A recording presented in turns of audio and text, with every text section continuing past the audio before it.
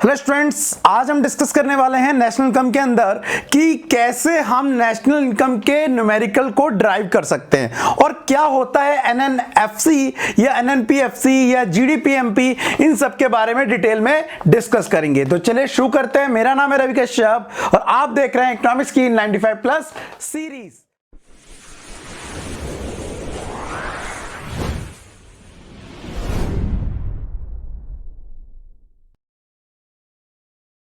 तो स्टूडेंट, आज के टॉपिक में हम डिस्कस करने वाले हैं बेसिकली नेशनल इनकम के फॉर्मूले को ड्राइव करना, कि उन्हें कैसे ड्राइव किया जाता है, मींस कैसे कैलकुलेट किया जाता है या कैसे बनाए जाते हैं। लेकिन उन फॉर्मूलों को बनाने के लिए सबसे पहले आपको बेसिक टॉपिक या बेसिक टर्म्स या यूजफुल टर्म्स पता होनी चाहिए। तो वो यूजफुल टर्म्स कौन कौन सी हैं? सबसे पहले मेरा मानना है आपको ये चीज पता होनी चाहिए कि जो जी का मतलब होता है वो होता है ग्रॉस। ग्रॉस मतलब किसी भी चीज की फुल वैल्यू होना। दूसरी चीज यहां पर होता है जी के बाद एन, जहां पर एन का मतलब होता है नेट। जी और एन के बीच आपको दोनों में रिलेशन होता है, हम समझेंगे। ग्रॉस का मतलब हो गया फुल वैल्यू, नेट का मतलब हो गया एग्जैक्ट वैल्यू, आज की वैल्यू। ऐसे ही फिर होता है डी। डी बोले तो डोमेस्टिक। ऑलरेडी मैंने आपको लास्ट वीडियो में डोमेस्टिक इनकम और डोमेस्टिक टेरिटरी के बारे में बताया था, तो वही वाला ये डोमेस्टिक है, ठीक है। और इससे रिलेटेड जो आता है वो आता है एन, बोले तो नेशनल, ठीक है। तो इन दोनों में एक रिलेशन है, हम समझेंगे आगे। और उसके बाद आता है पी। पी मतलब प्रोडक्ट। प्रोडक्ट मतलब हमारे फाइनल गुड्स एंड सर्विसेज का प्रोडक्ट बोला जाएगा इसको। एंड लास्ट हम पढ़ेंगे एफसी। एफसी का मतलब होता है यहां पर फैक्टर कॉस्ट। एंड एमपी का मतलब होता है यहां पर मार्केट प्राइस। एमपी का मतलब होता है यहां पर मार्केट प्राइस। इन दोनों के बीच हम रिलेशन समझेंगे। फैक्टर कॉस्ट का मतलब होता है जो भी हमने फैक्टर दिए थे प्रोडक्शन करने के लिए, उसके बदले जो हमें इनकम रिसीव हो रही है उसे बोलते हैं फैक्टर कॉस्ट, ठीक है। एंड मार्केट प्राइस का मतलब है जो एग्जैक्टली आज के टाइम में गुड्स एंड सर्विसेज की मार्केट के अंदर वैल्यू है after the tax, that is called market price. अब इन सब की टर्म्स आपको पता होना चाहिए, G, N, D, N, P, F और एफ सी और एमपी। अब आपको एक और चीज पता होनी चाहिए कि अगर हम नेशनल इनकम की बात करें, नेशनल इनकम, तो नेशनल इनकम को हम लिखते हैं टेक्निकल टर्म में एनएनपीएफसी। एफसी थोड़ा छोटा रहेगा, एनएनपीएफसी। अब आप जो देख रहे होंगे ये पहला वाला एन हमेशा क्या होता है? नेट होगा। नेट होगा या फिर वो ग्रॉस होगा। पहला वाला एन हमेशा या तो नेट होगा या फिर ग्रॉस होगा। दूसरा वाला एन यहां पर या तो नेशनल होगा, या तो नेशनल होगा या फिर क्या हो सकता है? वो डोमेस्टिक हो सकता है। याद रखना, पी का मतलब हमेशा प्रोडक्ट रहेगा, ठीक है। और एफसी का मतलब होता है यहां पर फैक्टर कॉस्ट। फैक्टर कॉस्ट या इसकी जगह पे आ सकता है मार्केट प्राइस। मार्केट प्राइस मैंने अभी आपको बताया यहां पर कि जी और एन के बीच रिलेशन है, ग्रॉस और नेट। तो इसका मतलब या तो ये जो पहला वाला ये ग्रॉस हो सकता है या तो ये नेट हो सकता है। दूसरा वाला एन है या तो वो डोमेस्टिक हो सकता है या वो नेशनल हो सकता है। ये कभी चेंज नहीं होगा, ये पी का पी रहेगा। और एफसी जो है वो फैक्टर कॉस्ट हो सकता है या मार्केट प्राइस हो सकता है। अब ये कब कैसे चेंज होंगे या कब कैसे निकाले जाएंगे वो तो मैं आगे बताऊंगा। सबसे पहले आपको ये पता पड़ जाना चाहिए। और for example G N P M P, अगर मैं इसकी फुल फॉर्म बात करूं तो जी मतलब क्या हो गया? ग्रॉस। दूसरा वाला एन कभी भी नेट नहीं हो सकता क्योंकि यहां ग्रॉस आ गया, तो ग्रॉस नेशनल। पी मतलब प्रोडक्ट। और यहां पर इसको पढ़ने से पहले एक टर्म यूज करेंगे आप, क्या वर्ड? एट। तो gross national product at market price, इसको इस तरह से आप पढ़ेंगे। एग्जाम्पल के लिए इसको ले लीजिए एनडीपीएफसी, इसको कैसे पढ़ेंगे? Net domestic product at factor cost. Clear है? तो ये चीज आपको निकालनी आनी चाहिए, अदरवाइज आप क्या हो जाएंगे इसके अंदर? कंफ्यूज जाएंगे। तो ये तो पहले मेरी तरफ से कई useful terms for national income निकालने के लिए और इसके रिलेटेड एग्रीगेट्स समझने के लिए, ठीक है। आगे डिस्कस करते हैं, उससे पहले इसको मिटा लेता हूं पहले तो मैं, और हम ये डिस्कस करते हैं कि इनके अंदर कैसे कैसे इनको चेंज किया जाएगा। मैंने बताया जी और एन आपस में लिंक करते हैं। जी मतलब तो ग्रॉस और नेट, ये आपस में लिंक करते हैं। कैसे लिंक करते हैं समझना जरा। यहां पे एक सबसे पहली टर्म आ रही है डेप्रीशिएशन। डेप्रीशिएशन। वेल ऑलरेडी मैंने आपको डेप्रीशिएशन समझाया था पिछली बार जब डेफिनेशन इसकी समझाई थी, बट आज दोबारा से समझाता हूं कि डेप्रीशिएशन क्या होता है और ये कैसे हेल्प करेगा ग्रॉस को नेट करने में और नेट को ग्रॉस बनाने में। तो देखिए डेफिनेशन देखिए, depreciation it refers to equal to the loss in the value of fixed asset due to their normal wear and tear. It is also known as consumption of fixed capital. ध्यान रखना मैंने definition बता दी, but इसका एक और नाम है, इसका दूसरा नाम क्या है? Consumption of fixed capital. इस टर्म को याद रखना। इन शॉर्ट कुछ लोग इसे CFC भी बोलते हैं, कंजम्पशन ऑफ फिक्स कैपिटल को, जिसका मतलब क्या होता है? डेप होता है। ठीक है, तो आप समझो यहां पर कि एक क्या है? जी है। जी मतलब क्या हो गया? ग्रॉस, और एक हो गया एन मतलब क्या हो गया? अब नेट। ग्रॉस का मतलब होता है फुल वैल्यू। तो आप एक चीज समझ लीजिए कि मान लीजिए मेरे पास एक फोन है जिसकी वैल्यू है 10,000, जिसकी वैल्यू कितनी है? 10,000। तो ये तो इसकी ग्रॉस वैल्यू, लेकिन राइट नाउ मैंने इसे यूज कर लिया 2 सालों तक और इसकी वैल्यू अब घट के हो गई है 6,000 रुपए। पहले थी 10, अब घट के हो गई है 6,000 रुपए। कितने कम हो गए? 4,000 रुपए कम हो गए। तो हो गया ना डेप्रिसिएशन या कंजम्पशन ऑफ फिक्स कैपिटल। तो आज में इसकी वैल्यू है 6,000 रुपए। कितनी वैल्यू कम हो गई? 4,000 रुपए। ध्यान रखना ये वैल्यू कम हो जाना ही CFC कहलाता है, कंजम्पशन ऑफ फिक्स कैपिटल कहलाता है या डेप्रिसिएशन कहलाता है। तो अगर आपको ग्रॉस को नेट बनाना है तो माइनस करेंगे डेप्रिसिएशन, और अगर नेट को ग्रॉस बनाना है तो आप प्लस करेंगे डेप्रिसिएशन। फॉर एग्जांपल जैसे नेट वैल्यू कितनी थी? 6,000। अगर इसमें मैंने डेप ऐड कर दिया, डेप कितना है मेरा? 4,000 है, तो मेरे पास कितनी वैल्यू निकल के आ गई? 10,000, जो कि मेरा क्या बन गया? जी। इसका मतलब जी इज इक्वल टू होता है n प्लस डेप। ठीक है, आप ये कह सकते हैं। आगे जब ये फॉर्मूला आएगा तो इसे हमें करने में, यूज करने में हेल्प मिलेगी। फॉर एग्जांपल के लिए समझना, इसको मैं एक एग्जांपल से यहीं पे वैसे थोड़ा क्लियर कर देता हूं कि हमारे पास है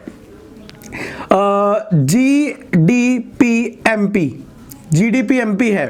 ठीक है, आपको कैलकुलेट करना है NDP-MP। ध्यान रखना GDP-MP को NDP-MP बनाना है। तो जो कैलकुलेट करना होता है उसे लेफ्ट साइड रखते हैं। कैलकुलेट करना है NDP-MP, और हमारे पास है क्या? GDP-MP। आप देखिए सारी टर्म सेम है, लेकिन पहला वाला G और N में अंतर है।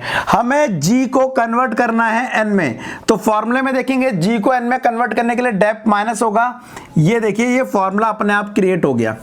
आपको बस ये कन्वर्जन करने वाला फॉर्मूला आना चाहिए। ठीक है, तो देख लेना इसके हिसाब से, अपने हिसाब से। और दूसरी चीज इंपॉर्टेंट यहां पर आती है भाई, NIT। सुना है किसी ने तुम लोगों में से? नहीं सुना? देखिए NIT की फुल फॉर्म जो होती है वो होता है नेट इनडायरेक्ट टैक्स। अब नेट इनडायरेक्ट टैक्स क्या होता है समझिए जरा, इसको भी समझ लो पहले क्या होता है। डेफिनेशन तो मैं बताऊंगा। NIT फुल फॉर्म है नेट इनडायरेक्ट टैक्स। आप ये समझिए कि गवर्नमेंट ना बड़ी चालाक है, वो हमसे टैक्स लेती भी है और हमें सब्सिडी देती भी है, लेकिन जितनी सब्सिडी देती नहीं उससे ज्यादा टैक्स लेती है। सब्सिडी क्या होता है? यू नो दैट, कि जैसे गैस के सिलेंडर मिलती है या कई सारी चीजों पे जो गवर्नमेंट हेल्प मिलती है, इकोनॉमिक हेल्प मिलती है, उसे बोलते हैं हम सब्सिडी। चाहे वो हाउस होल्ड को मिले, चाहे वो प्रोड्यूसर के लिए सब्सिडी मिलती है। तो एग्जाम्पल के लिए उसने मदद करी कितने की? 2,000 रुपए की। मदद कितने करी? 2,000 रुपए की, लेकिन एज अ टैक्स के रूप में हमसे 4,000 रुपए ले लिए या 5,000 ले लिए, एग्जांपल ले लीजिए। तो 2 दिए और 5 लिए, नेट हमसे 3,000 रुपए ले लिए इनडायरेक्टली, है ना? तो उसे बोलते हैं यहां पर NIT। तो नेट इनडायरेक्ट टैक्स कैसे निकलता है जी? ये निकलता है इनडायरेक्ट टैक्स माइनस सब्सिडी से। ठीक है, तो पहले हम इसकी डेफिनेशन डिस्कस कर लेते हैं क्या होता है। देखिए, it is equal to the difference between indirect tax and subsidy. ठीक है, indirect tax right now India में पहले बहुत सारे टैक्स होते थे, excise tax, VAT and sale tax, CST, जी, तो कई सारे थे। लेकिन right now indirect tax India में एक सिंगल हो गया है, GST, गुड सर्विस टैक्स। तो ये एक इनडायरेक्ट टैक्स है राइट नाउ। ठीक है, आगे बात करते हैं।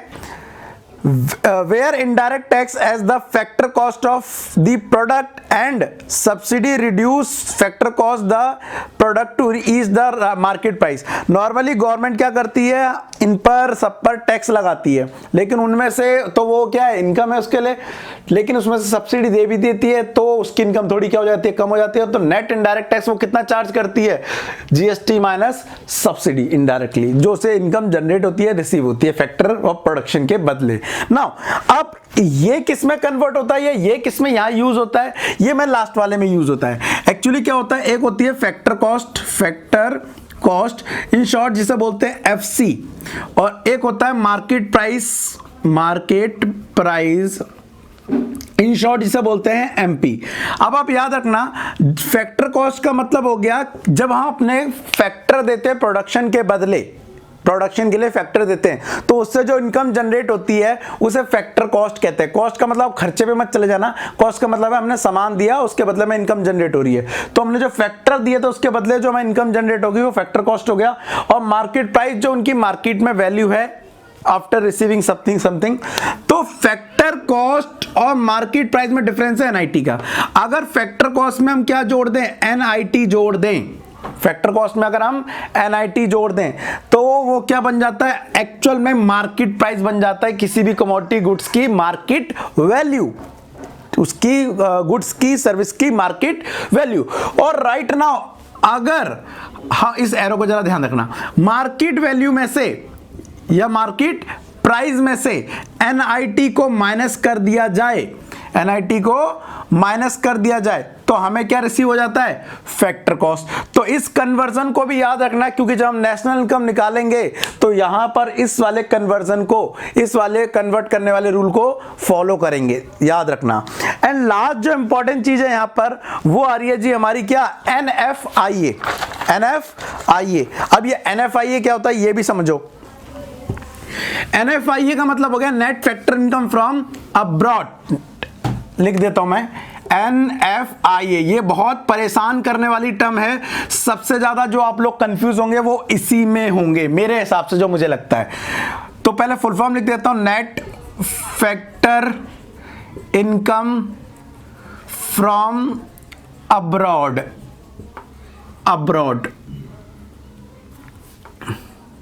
ठीक है। अब कई सारे स्टूडेंट जब नेशनल इनकम निकाला जाएगा ना तो इस वाली टर्म में बहुत ज्यादा कंफ्यूज होंगे, उनका आंसर अगर नहीं आएगा तो कहीं ना कहीं एक कारण सबसे बड़ा होगा, वो होगा एनएफआईए। अब ये एनएफआईए क्यों होगा ये समझो जरा मेरी तरफ से। देखिए सबसे पहले ये एनएफआईए का समझ लीजिए मीनिंग क्या होता है। देखिए आप समझिए, मैंने आपको बताया था डोमेस्टिक टेरिटरी, तो अब एक एग्जांपल ले ले रहा हूं पहले दोबारा से। ये इंडिया है, ठीक है। अब इंडिया में क्या हुआ, एक एम्बेसी है, ठीक है, किसकी, जापान की, छोटा सा ऑफिस, ठीक है। उस जापान के अंदर 5 लोग तो जापानीज हैं और 15 लोग इंडियन हैं, 15 लोग इंडियन हैं और ये जापानीज हैं। अब आप समझिए कि ये जो जापान की एम्बेसी है इंडिया के अंदर, ये इंडियन टेरिटरी में नहीं आ रही है, किस में आ रही है, ये आ रही है किस, उस टेरिटरी में, जापान की टेरिटरी में, डोमेस्टिक में। तो इन 20 के 20 लोगों की इनकम जो है वो डोमेस्टिक में जुड़ी है, डोमेस्टिक इनकम में जुड़ी है, लेकिन किसकी, हमारे देश की नहीं, जापान की। डोमेस्टिक में उनकी इनकम में जुड़ गई, ठीक। लेकिन ये जो 15 लोग थे ये तो हमारे लोग थे, इनने तो हमारी मतलब हमारे देश के थे, उनकी इनकम वहां क्यों जुड़ गई। तो हम कहेंगे जी हमारी इनकम दो, तो इनडायरेक्टली अब हमारे को जापान से पैसा रिसीव होगा इन 15 लोगों का। तो जो पैसा रिसीव होगा इन लोगों का उसको हम बोलेंगे, ध्यान रखना एनएफआईए निकालने का फॉर्मूला बना रहे हैं, फैक्टर इनकम फ्रॉम अब्रॉड। जरा दिख गया आपको, फैक्टर इनकम फ्रॉम अब्रॉड, यहां पे वर्ड एक चीज दिख रही होगी, फ्रॉम, ठीक है। अब सेम चीज आप समझो कि यहां पर अमेरिका है और अमेरिका में भी एक इंडिया की एम्बेसी है, और सेम हाल वहां भी है, वहां पर 5 इंडियन हैं और 15 अमेरिकन हैं, 15 अमेरिकन है। अब लेकिन ये जो एम्बेसी है वो तो इंडिया की डोमेस्टिक टेरिटरी में आ गई, तो हमने इन 20 के 20 की इनकम को डोमेस्टिक इनकम ऑफ इंडिया में जोड़ दिया। इनके 20 की 20 इनकम को डोमेस्टिक इनकम ऑफ इंडिया में जोड़ दिया। लेकिन आपको पता हो हम जोड़ेंगे केवल इनकी हमें वापस करनी पड़ेगी, जो हमें क्या निकालनी है अपनी टोटल देश की नेशनल इनकम निकालनी है। डोमेस्टिक में तो जुड़ जाती है, नेशनल में नहीं जुड़ती है। तो नेशनल निकालते वक्त हमें अपने फॉरेनर की इनकम को हटाना पड़ेगा, है ना। जैसे यहां पे हमने लिया तो यहां हटाना पड़ेगा। तो अब इस इनकम को क्या बोलेंगे, नेट फैक्टर इनकम फ्रॉम के बजाय क्या हो जाएगा, to abroad. Factor income to abroad, उनको दे रहे हैं तो वो इसमें से क्या हो जाएगा, माइनस हो जाएगा। फैक्टर इनकम टू अब्रॉड, ठीक है। ये चीज ध्यान रखना, फ्रॉम में से माइनस हुआ है क्या, 2। जब फ्रॉम में से माइनस हो जाता है 2 तो क्या निकल के आता है, net factor income from abroad. अब एग्जांपल के लिए हमने विदेशों से अर्निंग करी 4000 रुपए, लेकिन विदेशों को देने पड़ गए कितने, 6000 रुपए। तो हम 2000 रुपए के माइनस में रहे NFIA, हमारे को विदेशों को उल्टा पैसा ज्यादा देना पड़ गया, है ना।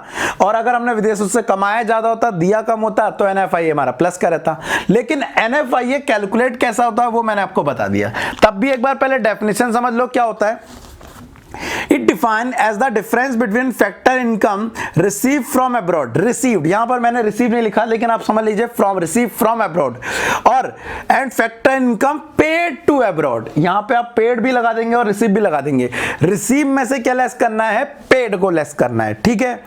नाउ कंपोनेंट ऑफ NFIA मतलब net factor income from abroad के कंपोनेंट क्या क्या हो सकते हैं। पहला, नेट कंपनसेशन ऑफ एम्प्लॉय। पहले तो मैंने जो एग्जांपल दिया वो एम्प्लॉय के सैलरी का लिया, तो नेट कंपनसेशन ऑफ एम्प्लॉय हो सकता है।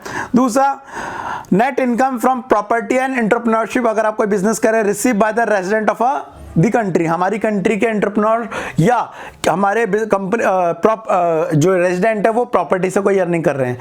Align last, net retain earning.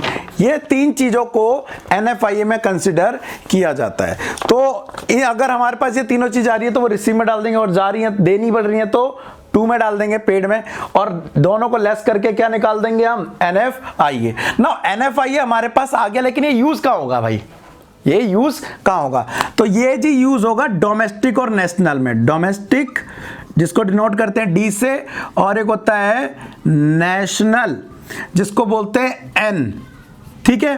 अब अगर आपको डोमेस्टिक को क्या बनाना है, नेशनल बनाना है, डोमेस्टिक को नेशनल बनाना है, तो ध्यान रखना NFIA को प्लस कर देना, जो डिफरेंस आया इसका फ्रॉम में से 2 लेस करके। अगर प्लस में आया तो भी प्लस करो, अगर माइनस में आया तो भी प्लस करो, अलग बात है बाद में जाके माइनस हो जाएगा, बट इन दोनों का जो भी डिफरेंस आएगा उसे बोलेंगे NFIA।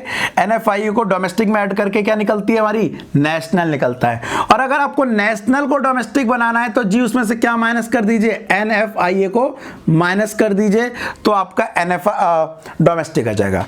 तो मैंने आपको 3 टर्म यहां पर समझा दी, कैसे आप G को N बना सकते हैं, N को G बना सकते हैं, कैसे आप FC को MP बना सकते हैं, MP को FC बना सकते हैं, और कैसे आप डोमेस्टिक को नेशनल और नेशनल को डोमेस्टिक बना सकते हैं, ठीक है ना। आपको ये सारी चीजें आनी चाहिए। अब मैंने आपको कन्वर्जन बता दिया, मैंने आपको इनकी यूजफुल टर्म्स बता दी। अगर मैं आपसे पूछूं कि इसका फुल फॉर्म क्या है, GDP MP का फुल फॉर्म क्या है, GDP MP का फुल फॉर्म क्या है, फटाफट बताओ, कमेंट कर दो एक बार सारे सब लोग, ठीक है। मैं नहीं लिख रहा इसका आंसर, ये तो कमेंट आप ही कर दें। मैं दूसरा वाला बताता हूं, GDP MP पता तो पड़े, मैं भी देखूं मेरे साथ कौन कौन लोग सीरियस पढ़ रहे हैं। इसकी फुल फॉर्म आप मुझे कमेंट करके बताएंगे। मैं दूसरी वाली टर्म लेता हूं, NDP MP, इसकी फुल फॉर्म मैं बताता हूं। कई सारे लोग रहे कि जो अभी कमेंट करने को बोला गया, सर वो किसी और स्टूडेंट होंगे, सर के ट्यूशन के या कोई इधर जानकार या खास स्टूडेंट। भाई आपको ही बोल रहा हूं, आप वीडियो देख रहे हो, समझने के लिए तो देख रहे हो, तो अगर आप भी समझना चाहते हो कमेंट कर दोगे तो मैं आपको समझा दूंगा, आपका कमेंट करके रिप्लाई कर दूंगा, है ना। तो आपको ही बोल रहा हूं, ठीक है, रिप्लाई कर दो। अच्छा, तो यहां पर देखिए N का मतलब जो पहला वाला N हो गया वो तो हो गया नेट, D का मतलब हो गया यहां पर क्या, डोमेस्टिक, P का मतलब हो गया यहां पर क्या, प्रोडक्ट, ठीक है, फिर इन 3 को पढ़ने के बाद आप एट लगाएंगे, फिर मार्क एमपी का मतलब क्या होगा यहां पर, मार्केट प्राइस, मार्केट प्राइस। तो ये इसकी फुल फॉर्म बनी। और अगर आप इसकी डेफिनेशन देने को आ जाए ना कि व्हाट इज एनडीपीएमपी, व्हाट इज एनडीपीएमपी, तो देखिए आप जरा कि इसको बोलेंगे नॉर्मली कि जी पहली बात ये एमपी है, ये एमपी है, तो शुरुआत डेफिनेशन देने की यहां से करेंगे। It is a market value, it is a market value, पहले तो ये ऐसे ही चालू करेंगे, फिर पी को डिफाइन कीजिए, of final goods and services, ठीक है। डी है इन डोमेस्टिक या डोमेस्टिक इनकम, या से बोल देंगे in the domestic territory, domestic territory बोल सकते हैं, टेरिटरी। और लास्ट में एन दिया, इसका मतलब इसमें डेप इंक्लूड नहीं है, तो इसमें लिख देंगे एक्सक्लूडिंग डेप, एक्सक्लूडिंग डेप या माइनस डेप, यहां पर डेप को शामिल नहीं करेंगे, ठीक है। देखो जरा इसकी डेफिनेशन क्या दी है, स्क्रीन पे देखो। It is the market value of final goods and services produced within the domestic territory of a country during a exclusive मतलब exclusion of depreciation। तो अगर जी होता तो बोलते इंक्लूसिव, जिसमें डेप्रिसिएशन ऐड है, ठीक है। तो आप ऐसे किसी की भी डेफिनेशन बना सकते हैं, आप ऐसे किसी की भी डेफिनेशन बना सकते हैं। तो आपको इन सब टर्म्स का मतलब पता होना चाहिए जी। जैसे मैंने इसका लिखा है कि आप मेरे को कमेंट करके बताएंगे, आपका वो पता होना चाहिए G N P M P, आपको पता होना चाहिए N D P F C. ध्यान रखना, जब एफसी आ गया तो आप मार्केट वैल्यू नहीं बोलेंगे, इन दैट केस आप क्या बोलेंगे, इनकम रिसीव्ड बोलेंगे। फॉर एग्जांपल एनडीपीएफसी, एनडीपीएफसी की डेफिनेशन देखो क्या है यहां पर, it is the sum total of factor income generated with in the domestic territory of a country during a year, क्योंकि आगे एन लगा हुआ है तो एक्सक्लूसिव ऑफ डेप्रिसिएशन, यहां पर डेप्रिसिएशन को इंक्लूड नहीं करेंगे। तो इस तरह से आपको मेरे को सारी इन सब की डेफिनेशन बना के फुल फॉर्म बना के देनी है, ठीक है। तो और सबसे इंपॉर्टेंट होता है यहां पर एनएनपीएफसी। तो एक चीज तो आप समझ लीजिए कि अगर बात हो रही है किसकी, डोमेस्टिक इनकम की, बात हो रही है अगर डोमेस्टिक इनकम की, तो डोमेस्टिक इनकम को बोलते हैं एनडीपीएफसी बोलते हैं, याद रखना। डोमेस्टिक इनकम को क्या बोलते हैं, एनडीपीएफसी। और बात हो रही है अगर नेशनल इनकम की, नेशनल इनकम की, तो नेशनल इनकम की जो टर्म है वो है एनएनपीएफसी। मैं चाहूं तो इससे इसको कन्वर्ट भी कर सकता हूं, मुझे क्या निकालना है, एनएनपीएफसी निकालना है, और मेरे पास है क्या, एनडीपीएफसी, ठीक है। एन कॉमन है, डी को क्या बनाना है, नेशनल बनाना है। मैंने अभी आपको इससे पहले बताया था, डोमेस्टिक को अगर नेशनल बनाना हो तो प्लस करेंगे एनएफआईए, फॉर्मूला बन गया। पी का पी सेम है, एफसी का एफसी सेम है, ये देखिए एक फॉर्मूला बन गया और डोमेस्टिक से नेशनल इनकम निकालने का, ठीक है। तो आज के पार्ट में मेरे को बस यही सिखाना था आपको, यूजफुल टर्म्स, दूसरा कैसे फॉर्मूले ड्राइव हो रहे हैं, और तीसरा इनको कैसे हम पढ़ते हैं, इनकी फुल फॉर्म कैसे निकालते हैं, और साथ इनकी डेफिनेशन कैसे बना सकते हैं। होपफुली आपको आज का टॉपिक समझ आ गया होगा। बाद बाकी डिटेल में इसकी और भी वीडियोस या और भी जो इसका कंटेंट है एमसीक्यू या रिवीजन वीडियो मैं टेलीग्राम चैनल पर डाल दूंगा, एक बार डिस्क्रिप्शन में जाके चेक कर लेना। बाद बाकी अगर आज का टॉपिक समझ आ गया तो भाई एक लाइक करके मुझे बता दो कि हाँ आपको समझ आ गया है, और अगर कोई डाउट रह गया है तो प्लीज कमेंट कर देना। परंतु इस वीडियो को अपने दोस्तों के साथ, अपने क्लासमेट के साथ, अपने ट्यूशन मेट के साथ, हर वो व्यक्ति जो भी मैक्रो इकोनॉमिक्स पढ़ रहा है, जिसको मैक्रो इकोनॉमिक्स इजीली समझ नहीं आ रही है, वो आपका भी थैंक यू करेगा, मेरा भी थैंक यू करेगा अगर उसे ये चीज समझ आ जाएगी। तो प्लीज इसके साथ शेयर भी कर देना। तो मिलता है नेक्स्ट वीडियो में, तब तक के लिए thank you, tata and bye bye.